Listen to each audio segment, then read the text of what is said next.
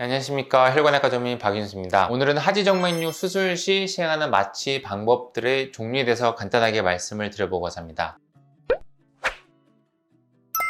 하지정맥류 수술도 결국 수술이기 때문에 수술할 때 통증이 당연히 있을 수밖에 없습니다. 단순하게 바늘을 찌르는 주사 시술이 아니라 혈관을 조작하는 혈관 수술이고요. 경우에 따라서는 절제를 하고 제거를 하는 과정이 있기 때문에 반드시 통증이 소반되고, 그렇기 때문에 마취가 반드시 필요합니다. 그럼 하지정맥류 수술할 때 어떤 마취 방법들이 있을까요? 첫 번째, 국소 마취 방법이 있겠습니다. 말 그대로 국소적으로 수술하는 부위만 주사를 찔러가면서 마취를 하는 방법이 있을 것이고요. 두 번째, 그보다 조금 더 센 수면 마취 방법이 있겠습니다. 진정 마취라고도 얘기를 하는데요. 쉽게 생각하면 우리가 내시경 할 때 하는 수면 마취를 떠올리시면 되겠습니다. 전신 마취는 아니고요. 환자 입장에서 숨도 쉬고 움직일 수도 있지만 깊게 잠이 들어서 수술하는 동안 통증을 내가 못 느끼고 기억을 못할 정도로 마취를 하는 방법이 되겠습니다. 그리고 세 번째, 부위 마취라는 방법이 있는데요. 부위 마취는 일종의 신경 마취, 신경 차단술 마취가 되는데요. 예를 들어서 사타구니 쪽에 다리로 내려가는 감갑신경을 블럭을 해서 마취를 하게 되면 허벅지 내측 같이 대복제정맥이 지나가는 부위를 마취를 할 수가 있습니다. 그렇게 될 경우에는 대복제정맥을 수술하는 부분에 있어서 상당 부분 마취가 되는 효과가 있으니까 사타구니 쪽에 주사를 한 번만 맞아도 대복제 수술을 진행하는데 어느 정도 마취가 되는 효과가 있었습니다. 국소 마취랑 사실 비슷한 개념이기 때문에 잠드는 것도 아니고 수술 중에 의식은 있지만 수술하는 부위의 감각만 느껴지지 않는 마취가 될 것이고요. 네 번째로 이제 하반신 마취가 있겠습니다. 하반신 마취는 보통 척추 마취라고도 얘기를 하는데요. 허리 뒤쪽에 마취를 해서 다리로 내려가는 신경 자체를 마취를 시키는 방법이 되겠습니다. 다리로 내려가는 신경을 전체를 마취시켰기 때문에 당연히 걸을 수가 없고요. 그렇기 때문에 수술을 하고 나서 침대에서 누워서 최소 몇 시간 동안 안정을 취해야만 마취가 풀리는 방법이 되겠습니다. 국소 마취나 부위 마취보다 훨씬 강력하기 때문에 마취가 적절히 잘 된다고 하면 수술하는 동안 전혀 통증을 느끼지 않는다는 장점이 있지만, 반대로 수술이 끝나고 나서도 걸어다니지 못하기 때문에 일정 시간 가만히 누워 있어야 되고, 드물지만 그로 인해서 생기는 두통, 합병증이 있을 수가 있습니다. 그래서 사실 하반신 마취 같은 경우에는 과거보다는 훨씬 이제 안 하는 추세가 돼 있고요. 마지막 다섯 번째, 전신 마취가 있겠습니다. 요즘은 사실 거의 시행하지 않습니다. 전신 마취 할 정도로 하지정맥류 수술이 오래 걸리거나 규모가 큰 수술은 이제는 아니다 보니까 과거에 비해서 전신 마취는 훨씬 덜 시행을 하게 되는데요. 양쪽 다리 힘에서 너무 울퉁불퉁 힘에서 수술이